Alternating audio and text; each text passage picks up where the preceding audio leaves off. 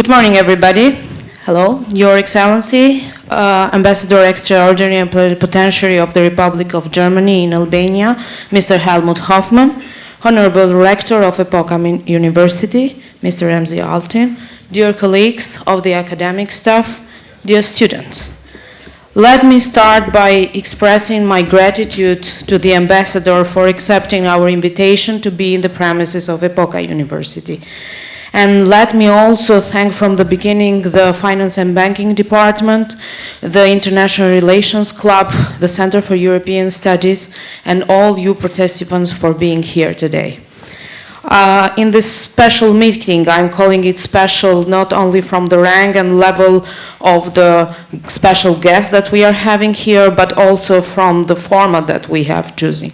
So we have thought about this meeting from the beginning with the ambassador to be as interactive as possible so that our students will feel free to make questions, to share opinions about the European integration process of Albania and the path of Albania toward the EU. So this is exactly what we expect from you today, to be open to share your opinions and to ask questions regarding this special issue and this important project of our country.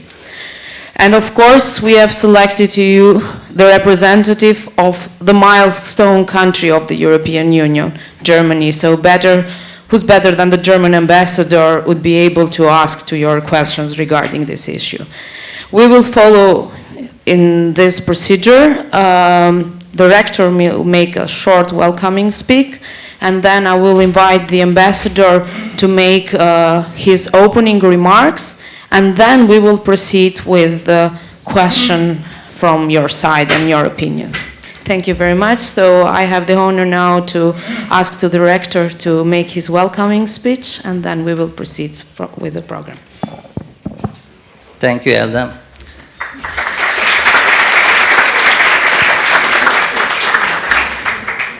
First of all, I would like to thank the dear ambassador to come here to visit our university. And we invited him last year, and we said that it will be honorable for Epoka University to see at Epoka to share your ideas, especially about in the time in the European Union accession period. So that's why he came here, and he will share his ideas about together with us. And this is a good chance for us to make an interactive session, to ask questions, to get some good answers. So I would like to give the floor to the ambassador. Please, the floor is for you.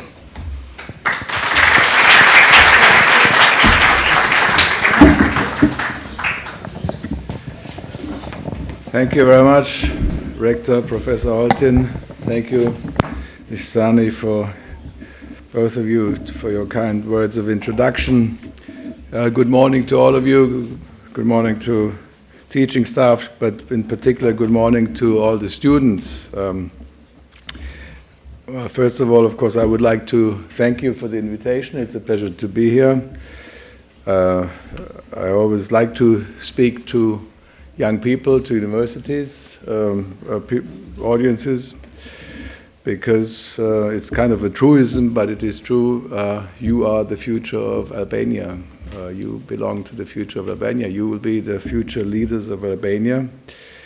And so it is always good to talk about issues which will be important for the future of your country. Thank you very much for the nice welcome. I see that I've changed my style of wearing glasses a while ago, but I find this, the newspapers always, they use all kinds of pictures. I will speak for about 30 minutes or so. I have only notes. I have not a set speech, but I have a few notes so that there is some structure in what I want to say. And I said I always like to talk to young people, and I like in particular to talk about Europe. Why do I like to talk about Europe, about European integration? Why is European integration at all relevant and important? And I have to say right at the start, I'm delighted to note in these about 20 months or so that I've been in Albania that there is a very broad support for European integration in Albania, which is very, very positive. which is not the case everywhere. Even in a number of neighboring states, states in the region, there is not everywhere such a strong support, but in Albania it's very strong. I will start to try to explain why we Germans think Europe is important by talking a little bit about the German motivation. We have been strong supporters of the European integration process for a very long time, as you may know. And this has, in fact, to do with a sad experience, with a tragic experience, and that was the Nazi dictatorship, the catastrophe of our history in the 20th century, which Second World War, genocide, dictatorship, persecution, which, there is some disturbance here, which has led to an enormous downfall in the reputation of Germany, and then followed the division of Germany. Younger people I know often do not know much about that at all. Germany was divided as a result of the Second World War, but it was not only divided into two German states, it lost about a fourth of its former territory to the east. And this, I make this point because territory and territorial loss and so on is a matter which is also very relevant in the Balkans. And how do you cope with that? How do you deal with that? So we lost this, and about 12 million people got expelled from where they used to live. I actually come from a family which used to come from the German East, you could say. I will not go into details, but this has, of course, shaped my own life to quite some extent, this kind of background. So after that, Europe was a way to reinvent ourselves, as they say, to regain our reputation. But there is more to that, and that has to do with the fact that Germany is situated right in the center of Europe. We have about 8 or 9 neighbors. I would have to count them again, but you could just go around the map. We have 8 or 9 neighbors, which I think is the country with the most neighbors in Europe. There is, as far as I know, not another country in Europe which has as many neighbors. And this situation in the middle of Europe has, in a way, made our political life for centuries always difficult. You can go back to the 17th century, to the 30 Years' War, when all kinds of powers tried to invade Germany and get a little grab, a bit out of it.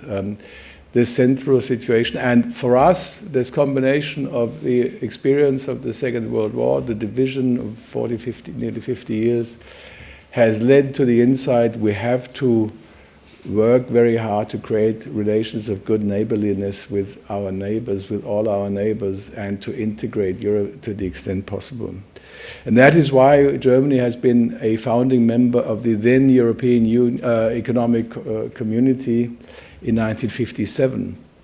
And ever since, we have been, together with our neighbor France, I would say the driving force of the European integration process. Others are also very active on this front, but I think one can safely say that France and Germany have been the driving forces. But beyond this motivation of reinventing ourselves, one should also say the European integration project is a fantastic peace project. For those who are a little bit aware of history, you will know that the Europeans got at each other's throat many times, and today war among the members of the European Union and also other states around the European Union has become unthinkable. And that was not the case for the generation of my grandparents, not even my parents. They lived through world wars. I have a very elderly father. You will not believe this. He's still alive, and he will, if everything goes well, turn 106 in a few weeks' time. And he was born before the First World War. People can hardly believe it. I can't believe it myself. And he has really a very sharp mind, and he remembers the First World War. So, but there is another point I want to make, and that goes now not so much to the past, but really to the future. You only have to look at the globe and the political scene, and you will see that there are a couple of very big power centers around. There is the United States. There is Russia, which has gone through a relatively weak phase in the 90s after the breakup of the Soviet Union. But just look at the map. Russia is by far the largest country on the map, and it will at one point regain its former strength, hopefully in a democratic, pluralistic kind of arrangement. There is China, of course. China has a fantastic rise in the last 20 years. There is India, huge country with huge potential. There are countries like sort of second tier, Indonesia, Brazil, South Africa. So these are competitors, and if the Europeans stay as they are, small entities, they will not be able to compete with that really. So they have to unify. Small is beautiful will not work. They have to get their act together and act together. That is why Germans don't believe in this approach, which you find sometimes, particularly in the United Kingdom, that the EU should only be kind of a large free trade area.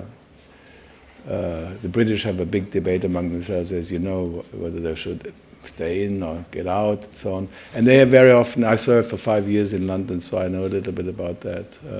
They have this view that actually the EU should be a big free trade area. We believe in the preamble of the Maastricht Treaty, where it speaks of the ever closer union we want to achieve. But the EU is a complicated animal. It's a complicated entity. It is not a nation state, obviously. It cannot be a nation state.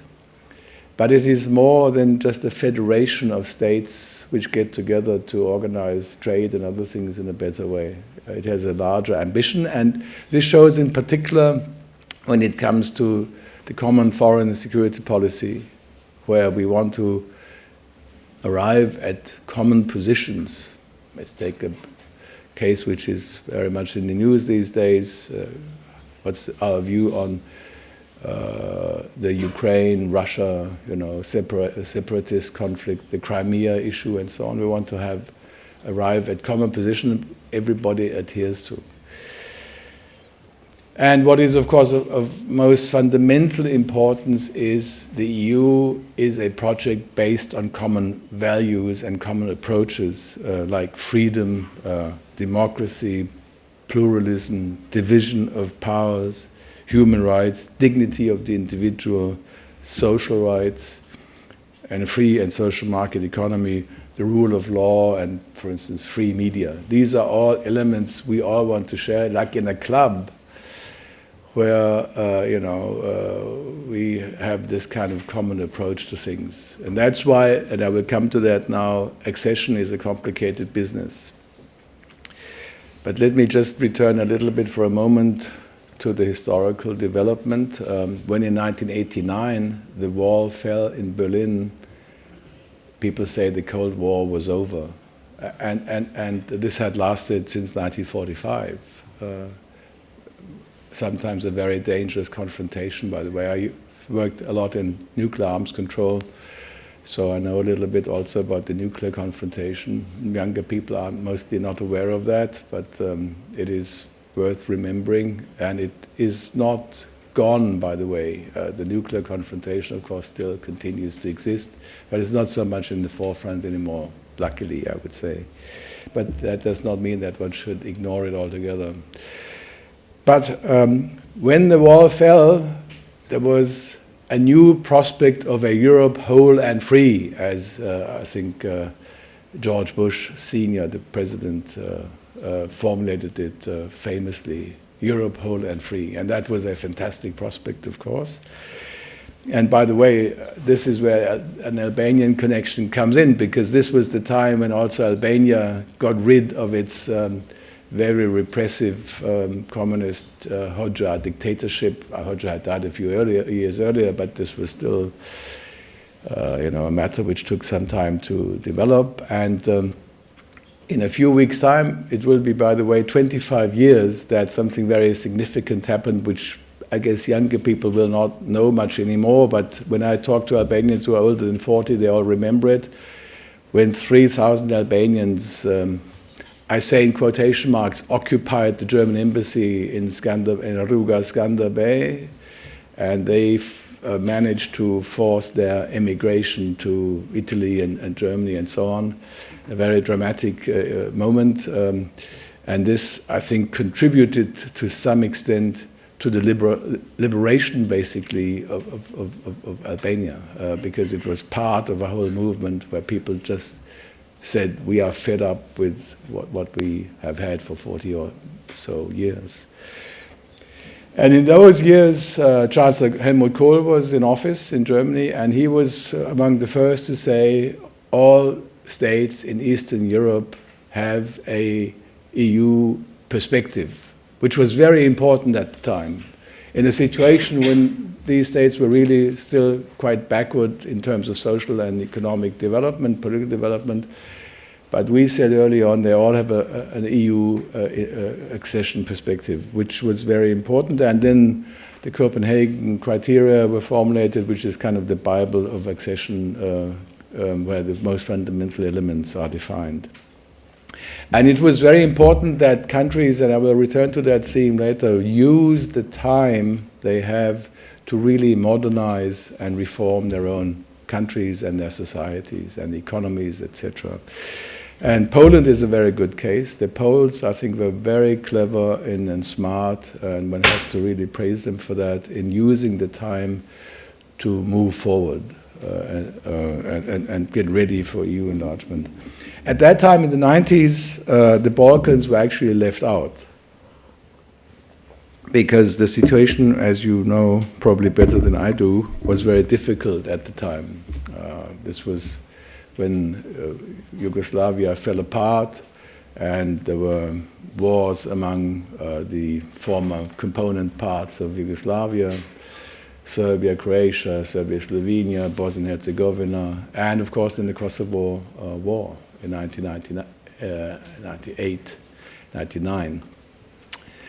And there was no way that at that time one could have said, the Western Balkan states have an EU perspective. Although the general sentence which I just referred to was also applicable in a general sense.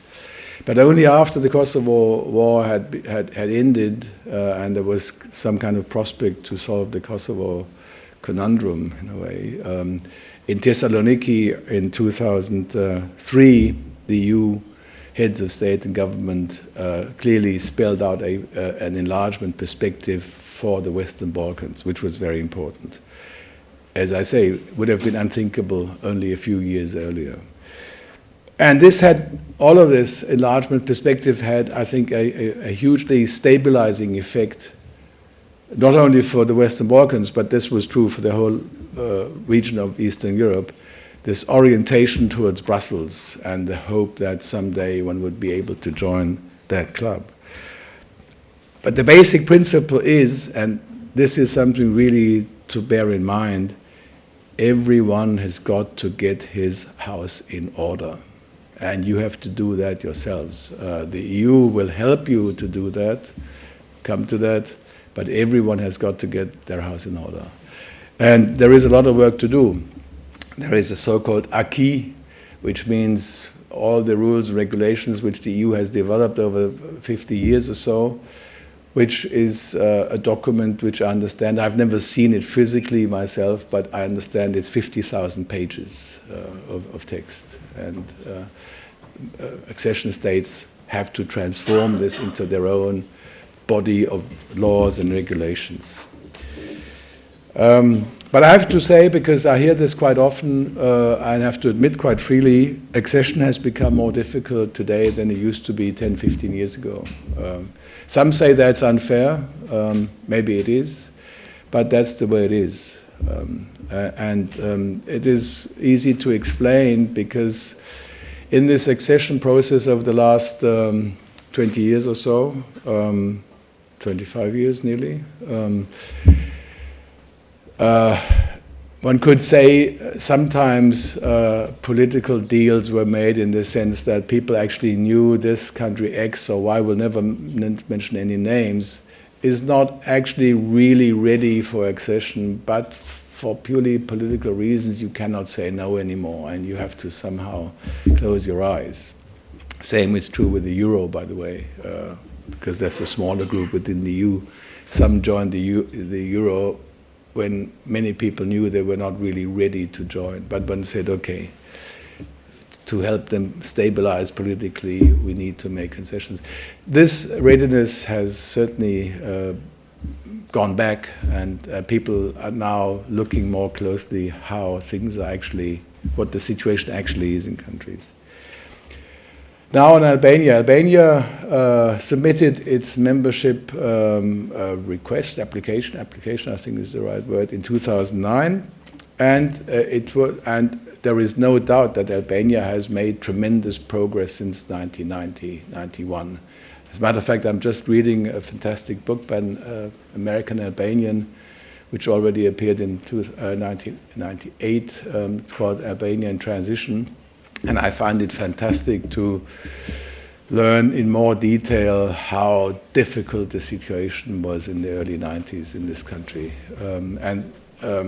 In that sense, enormous progress and great compliments, with all the difficulties which still exist, but it's really fantastic because the country was virtually close to civil war and total breakdown and anarchy. And to stabilize that was certainly a great achievement.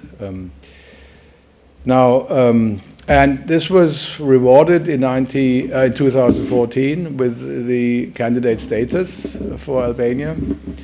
And the Commission is watching you very closely. They write these famous progress reports. But there is one thing which needs to be understood, and that is, at the end of the day, it's the member states who decide, not the Commission. I remember when I first arrived in 2013, and there were already high hopes that Albania would get the candidate status, and then people said, but how is it? The Commission has recommended that, but they can recommend what they like, but at the end of the day, it's the member states who decide. And therefore, it is very important to actually talk to member states and to make the rounds. I always recommend this to Albanian politicians. They go to the capitals, and not only to Berlin, by the way. Thank you for the flowers, but there are many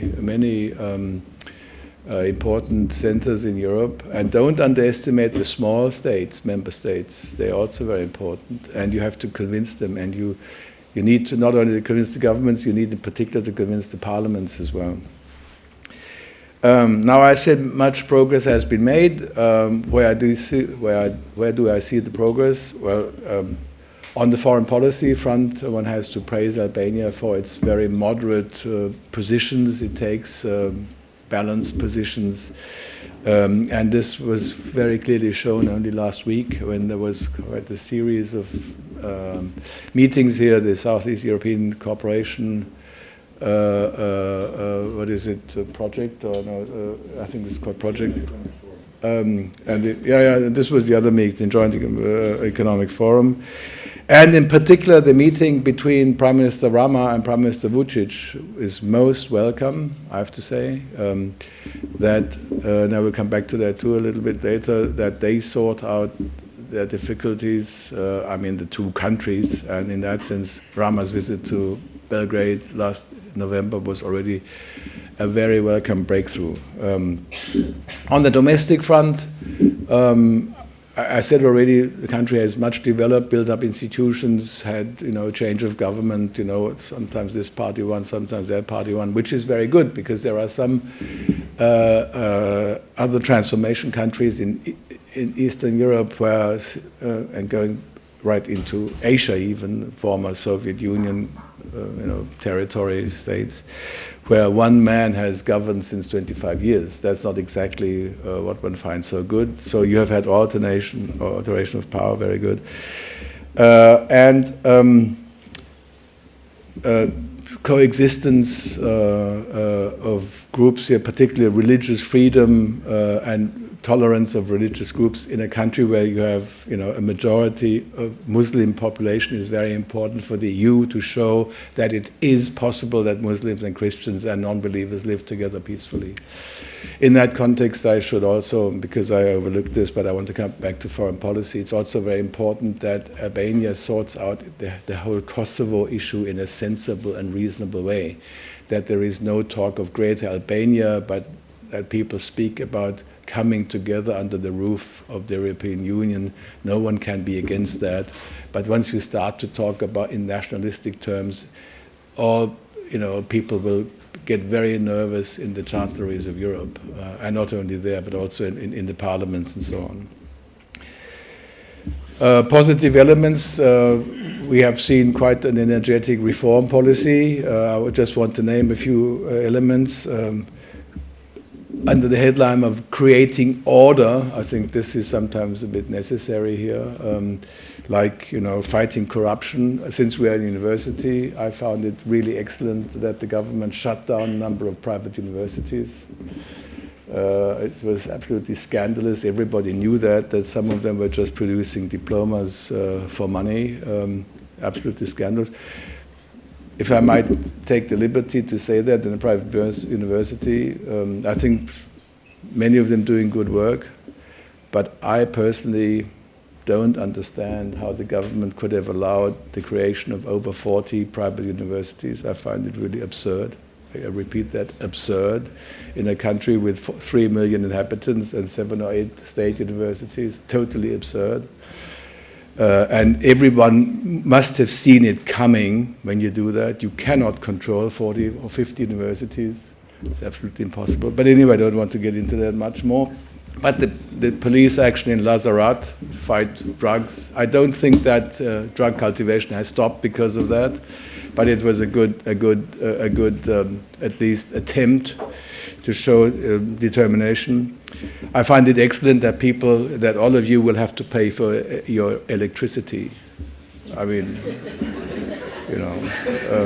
it's totally absurd again that it was tolerated that whole companies, well-known companies, simply didn't pay for their electricity. And I don't understand how anybody could have tolerated that. I just don't understand it.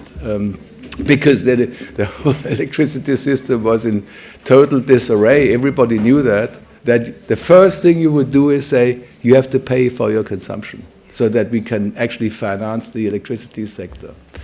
Anyway, but cleaning up the country, I think it's very good. I mean, many mistakes have been made in these 25 chaotic years, let's face it. Your beautiful country has suffered a lot of damage because of that, and I can only appeal to all of you, wherever you can, help to clean up that country. Even if you as students go out on a beach and help to get a big bag and a few gloves and clean the beaches and think in these terms. I see it every day. People just throw out a can of beer from their cars, plastic bottles. It's just like that. It happens all the time. Tell people they shouldn't do it. But also on a bigger scale, support this kind of thing. I have to say I'm a bit not always so sure whether the rule of law is always 100% respected when they demolish houses, because in our country you would get a notice and you would be told we will demolish your house in 4 weeks' time. What do you have to say about that? Here it goes a bit quicker, but maybe sometimes in such situations more extreme measures are necessary. I find the territorial reform in principle very good. Would have hoped that they defined the competences of the new units also a bit earlier, and not only after they have redesigned the map. A few weaknesses I cannot spare you. There is an excessive polarization in the Albanian political culture. There is, in that sense, no political culture. Everybody is at each other's throat all the time with enormous accusations. Yesterday I read in a newspaper, it was about the accusation of a certain member of parliament towards another one, and the article said either the accused has to go into prison because these are very strong accusations, or the accuser has to be punished for defamation. There is only two ways. You cannot say, you know, that someone is in bed with criminals all the time, you know, and be even concrete and say he was bribed by X and Y, and then nothing happens. Either this person, you go to the prosecutor and say, I have this kind of material, or you withdraw, and the accused person says, no, this is defamation. I want to have this person punished. There is no third way, in my view. There is, of course, a huge corruption problem. Everybody knows that, particularly in the judiciary. Everybody knows that. And it is very damaging for the reputation of Albania. There is organized crime, everybody knows that, connected with drugs, prostitution, etc., abroad. And there is a very problematic connection between organized crime and politics. And in that sense, I welcome the decriminalization strategy or theme, provided one does not turn it into a party political football. I think all have to deal with that.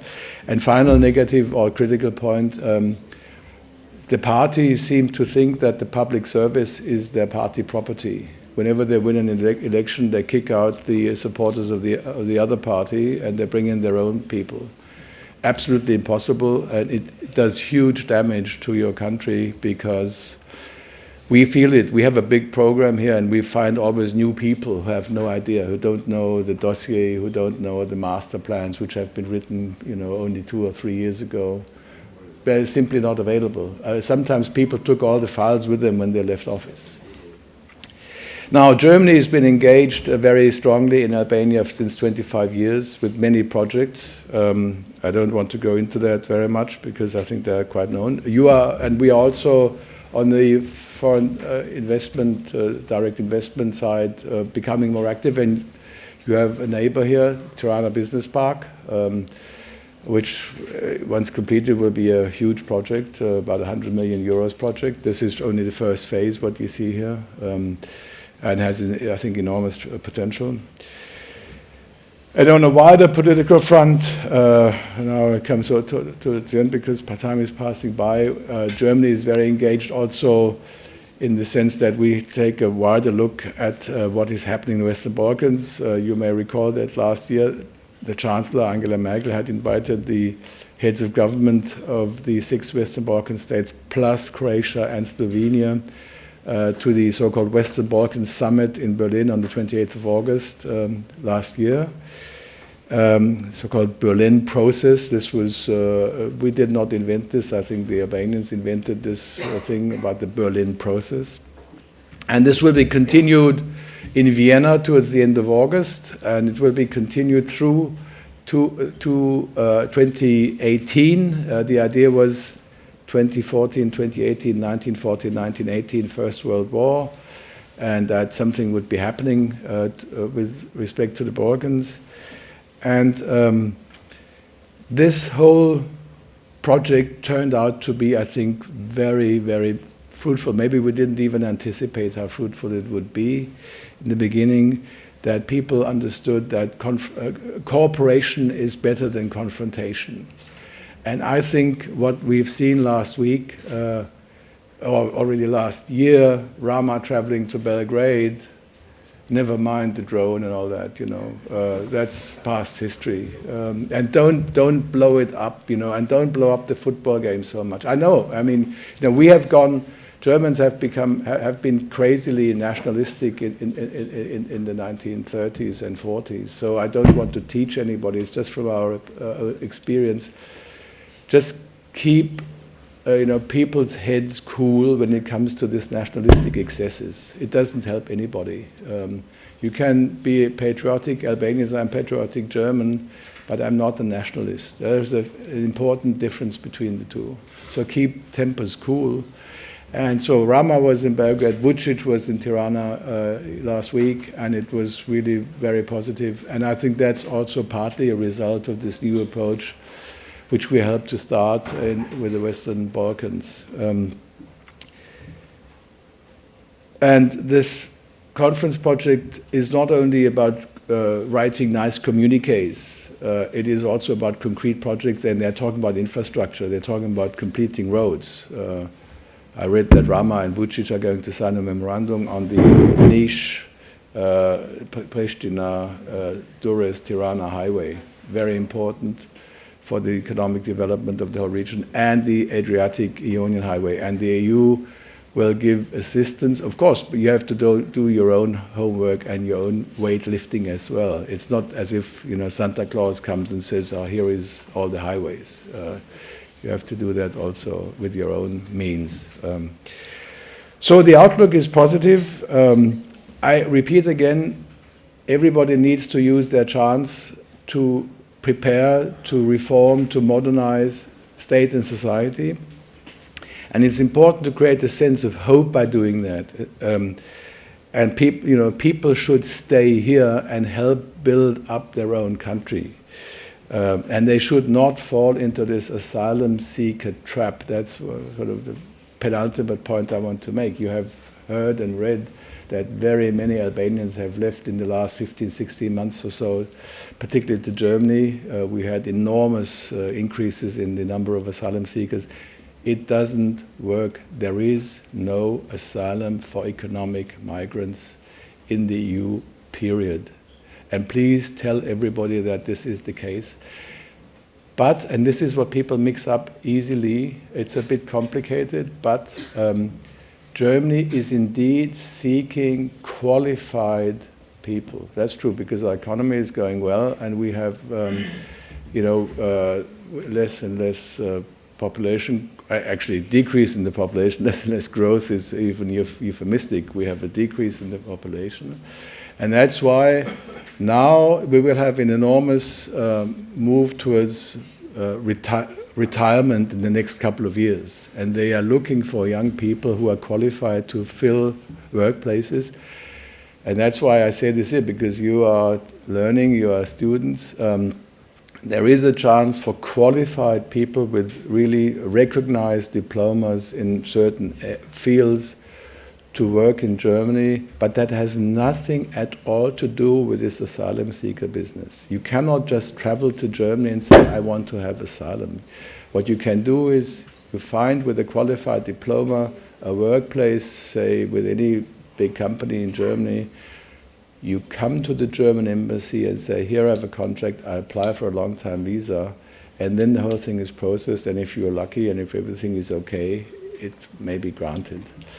And I'm saying this also because I'm really positive that on the longer run this will also help Albania. Like in the past already, many Albanians have lived abroad for a number of years and they come back with work experience and they sort of feed it into your own work culture and bring in this experience, and that helps, again, your own country.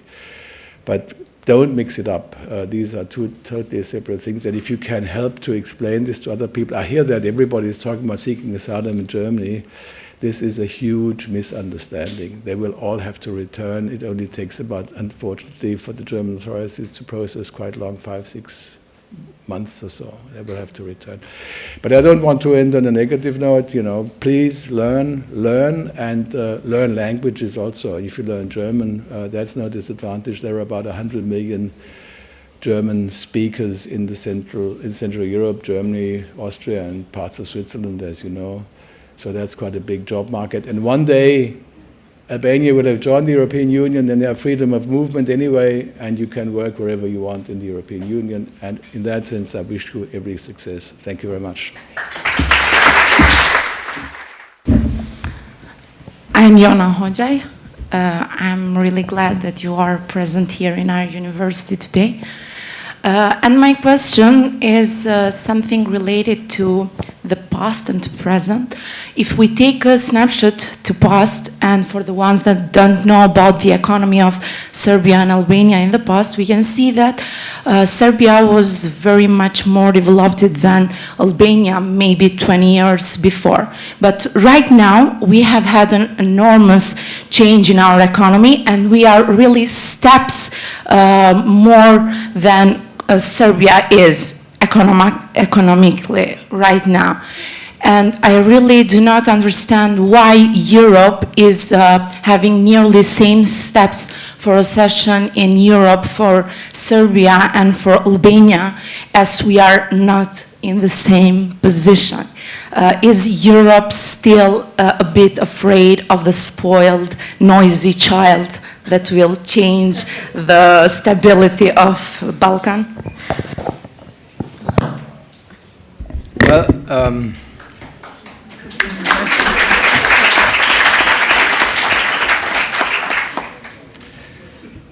well, the first point I would make is that the whole accession process, can you hear me, is not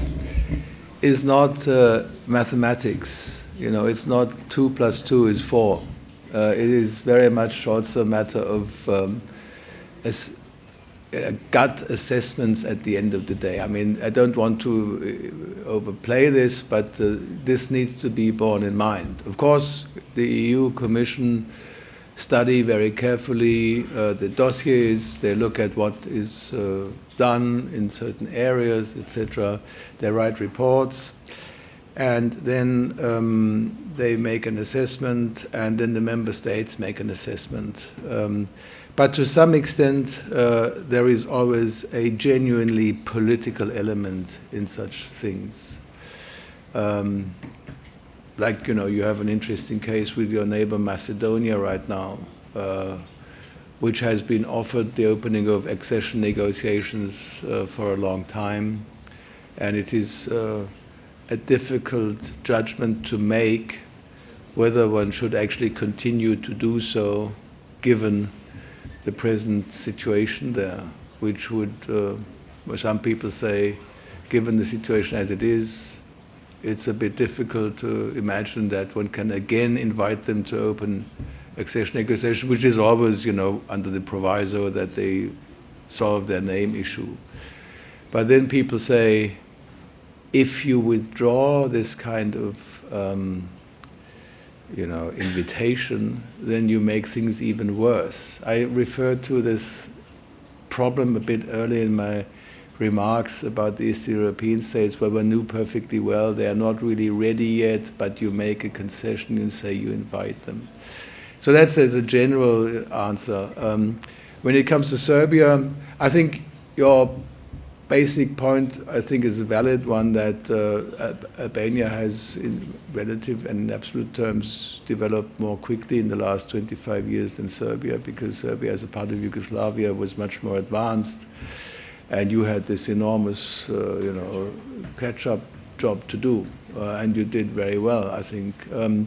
But it's not only a matter of, you know, gross net, what is it, GNP or something. It has to do with many other factors as well. And unfortunately, Albania does not have the best reputation. I cannot spare you from that. It's just a question of honesty, and I work against that. You know, I have to talk to German visitors regularly. Tomorrow we will have a delegation of 2 members of the German Bundestag, the parliament, and I always give them briefings. You know, I have groups of students. I like to talk to visiting students. I do it myself, although I could delegate this to my people. And I nearly always open the briefing by putting one question, and the question is, what do you think when you think of Albania? And I'm sorry to say, but there are always a lot of negative stereotypes. That's the truth of the matter. Less so, I would say. Less so. Less so. Less so. Well, that's a bit of an Albanian perspective now. In Germany, it's less so. It's less so. I don't know. I don't want to judge who is right or wrong on that. I just say it's less so. And I think that's a very important job for Albania as a whole, to work on that critical perception. It's actually interesting that this was not always the case. Up into the 1930s of the last century, Albania had this rather romantic, there was a rather romantic picture of Albania. There is a very famous German author who was, in my time, still read very much by young people, Karl May, who wrote a book called Through the Land of the Skipetars, Durch das Land der Skipetaren. It was enormously popular. I read it too when I was 12 or so. And this really, it was sort of the courageous Albanian who's always wearing a weapon, but who has this sense of honor and all that, this whole thing was very strong. But for reasons I don't exactly know, this has changed. I guess it had to do with the Hoxha dictatorship. It had, and this impression of extreme persecution and all the rest of it. It had to do with these chaotic years in the 90s when you saw all these migrants on the ships and extreme poverty, etc. And it had a lot to do with the fact that, sorry to say that, but in Western Europe, the red light districts are mostly, ruled by Albanian gangs. And it has to do with the fact that you read in the newspapers that in open daylight, like a few days ago, gangs shoot each other. There are gang shootouts in the boulevard, Zogu. All that comes together, and then this whole thing about corruption, very strong. It's also a problem in Serbia, that somehow there is this perception the Albanians need to make an extra effort. They need to make an extra effort, and we have to really, in a way, push them hard to make it. And that is why I praise such things like this electricity thing. This notion that people just don't pay up, that there is no systematic order in the system, or this notion that there are 45 private universities where everybody knew that at least a dozen of them were, no real universities, but no one took action. This creates the impression, do we really want to have such a member in our club? Fundamentally. But at the end of the day, I will give you just a little clue also, and that is to do with sometimes you use the accession instrument also very deliberately as a carrot to an incentive to kind of provoke, now I mean in the positive sense, positive behavior. And the Serbs are very important in the sense that they need to sort out their relationship with Kosovo. And it was not easy and is not easy for them to do that, to normalize their relationship with Kosovo. And basically, you hold out this carrot and you say, here is EU membership, but you sort this issue out, otherwise there is no EU membership. And that is, of course, also something which I think may have played a role in that. But last point, a long answer to a short and very succinct question. There is no predetermined time plan. It's always called a regatta, like in boat racing, and you all start, and if you row more quickly than the others, you can get into the target area more quickly than others. So it's really up to you to hurry up and to make every effort.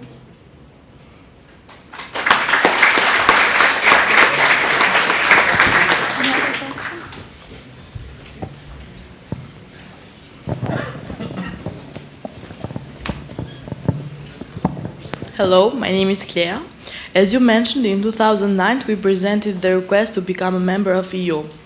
Will that possibility grow if this year's election will be as democratic as the other developed countries? How will this influence?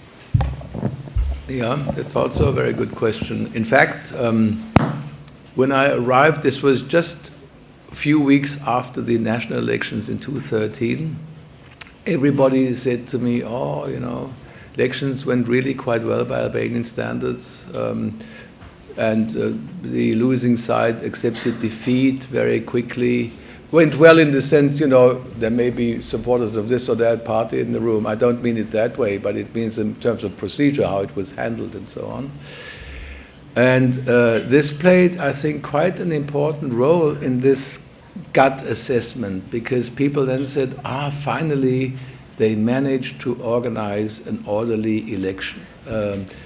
This was certainly very helpful in bringing about a positive decision with regard to candidates. I can tell you, it's nearly a state secret, but when I left, my very senior people back home were very skeptical about granting candidate status soon.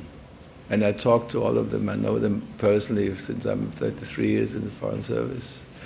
Very skeptical, and I think this positive experience with election was very useful, very positive. And that's why I say it would be very positive to see again a positive, organization of the elections, etc.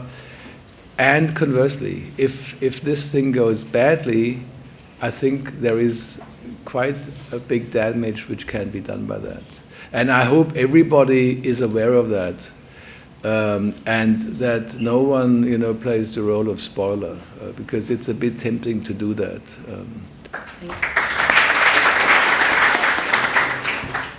My name is Bjorn Kamberi. Let me first express how honored we are to have Your Excellency here today. My question is about enlargement. After the enlargement period 2004-2007, like the enlargement of the eastern countries, and then after the accession of Croatia in 2013, somehow the idea was created that Europe was entering into a period of enlargement fatigue. And unfortunately, during this enlargement rest, a lot of crises are undergoing. We have the accession of Crimea, and then a crisis in Ukraine. Also an immigrant crisis coming from North Africa towards Europe. Also Great Britain that always threatens leaving the Union. So to this regard, does this enlargement rest influence the underestimating of the causes of this crisis? And does finally Europe understand that the enlargement is the only solution to the globalizing trends to face such crises? Thank you. Very good.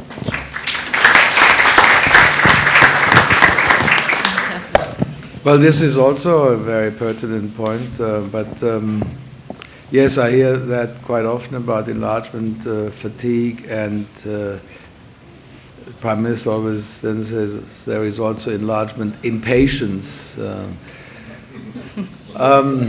These are all issues where there is no, black and white and no easy answers. On the one hand, yes, of course, there are crises out there. You mentioned some of them. It does not logically follow, I would say, that because of these crises, one would have to enlarge more quickly. Some people actually draw the opposite conclusion. They say we need to get this club, which exists as it exists today, together in a more, or we need to get it into a better shape. And this has been the debate over many, many decades, to deepen, it's called to deepen the European Union.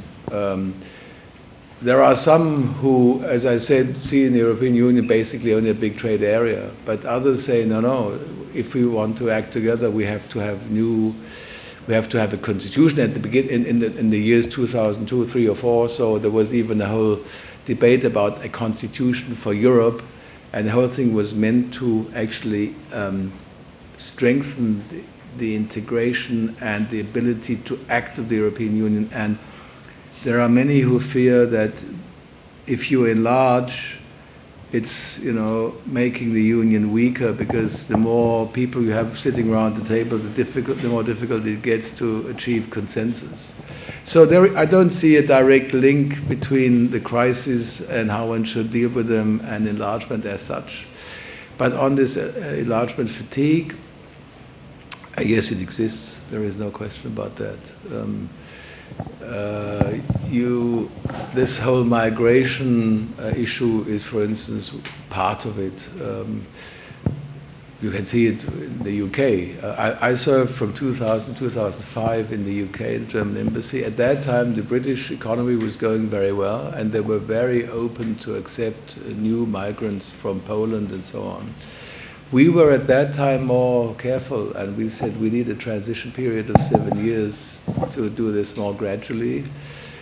Now the British are very critical when it comes to freedom of movement, because they have seen that this creates imbalances, and this in turn creates a sense of let's be careful about further enlargements. We get more and more people on our labor markets, and I would say our systems have really, that's my personal view, exaggerated the social protection of migrants. I mean, when you study, that's why I'm not surprised that there are so many Albanian asylum seekers, because for these 5, 6, 7, 8 months they stay in Germany, they of course get a much better deal than staying here. And that in a way creates a stupid incentive, which is actually also bad for Albania, because these people have to return anyway. And this has to do with this enlargement fatigue, people getting a bit wary, and they say, let's be careful. And that's why it is so important that you make a good case, that you show, yes, we are reforming our state, our institutions, our societies, and we really adopt the values, and we will be good candidates. And Juncker has already said, not in this first commission, or in this commission he's heading, so until 2020 there will not be any further enlargement rounds, but that should not stop anybody from working on these 50,000 pages acquis. But you know, I'm just joking a little bit. But there are many things which can be done to weaken this sense of enlargement fatigue. Thank you.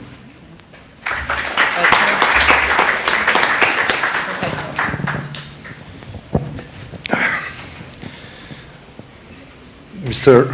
Ambassador, thank you very much for typical humanly honest, sincere presentation, which reflects the German reality and German behavior. I'm a staff in banking and finance that quite moved around the world by the name Abdulmanaf Sedini, born in Macedonia, studied in Europe, US, Asia, and end up here. So I was kind of feeling you more when you explained the history and the links, and you mentioned India, China, and all of that. What I want, from being from Macedonia, and from your point of view, what I want to comment is this. I'm afraid that since EU compared to US, the mentality and the system itself is more bureaucratic and slow. And when you take the case of Kosovo, Bosnia, and even Macedonia 2001, though a lot of things have been done, have been started and going on, but we don't have any more realistic, tangible effects on the field. As if, I don't know, not somebody, but as if things are being left just like that. So in all three countries, the same issues after 15 years, 10 years are still hanging around. And then you have another happenings in Crimea, in Ukraine, and you know the strategic movements and the game between US and Russia and EU on the other side. I have a feeling that the last case in Kumanovo, and you know, not only Kumanovo, but Kumanovo is the result, the causes are somewhere else, was a kind of a reality story, reality movie that was tried to be make up in order to protect some, I wouldn't say in brackets, corrupt governments that were somehow, until a few months ago, politically backed up, or, I don't know, to keep them there. So some things happen, things move on the other side. And again, I'm going to link, and I want you to comment on this. Vucic came here, I was in Macedonia the next day. We were really worried there that something's going to happen, all out war, though people, they don't want it. But once I heard Vucic's interview and his words in Blitz that we are changing our courses, EU, and Zayev's going to Bulgaria with the Bulgarian president asking the government to step down in a sense, or the prime minister, I got relieved. I want your comment on this. Yeah, what's this? All these 3 or 4 movements and relationship. Is Balkans still, shahmat or playing field of bigger powers or not? Thank you.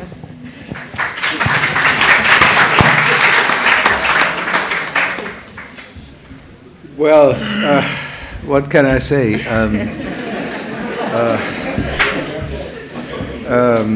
There is, I think, in this whole part of Europe, a very strong propensity to think in terms of conspiracy theories.